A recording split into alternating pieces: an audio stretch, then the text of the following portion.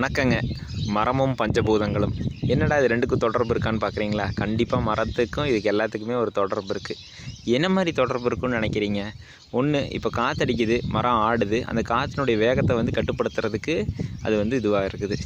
ரெண்டாவது விஷயம் மழை தண்ணி வருது, மழை தண்ணி மண்ணுக்குள்ளார போகிறதுக்கும், உள்ளே போன தண்ணியை வெளியில் எடுத்து திருப்பி ஆகாயத்தில் கொடுக்கறதுக்கும் அது ரொம்ப உதவியாக இருக்குது. மூணாவதுனா வெப்பம், அக்னின்னு வச்சுக்கோங்க. வெப்பம் பார்த்திங்கன்னா பாருங்கள், நிழல் அருமையாக இருக்குது. அந்த நிழலுடைய தாக்கத்தை அதிகம் பண்ணுறதும் கம்மி பண்ணுறது இதெல்லாமே மரத்துக்கு பங்கு இருக்குது. நாலாவது மண் பார்த்திங்க அப்படின்னா அதனுடைய வளம், நம்ம இன்றைக்கி பாஸ்பேட்டுன்னு சொல்லக்கூடிய அந்த வளத்தை உள்ளிருந்து அது மாதிரி நிறைய சத்துக்களை உள்ளிருந்து வெளியில் எடுத்து தரது ரொம்ப இருக்குது. இதில் ஆகாயத்துக்கு எப்படி தொடர்பு இருக்கும்னு நீங்கள் நினைக்கிறீங்க?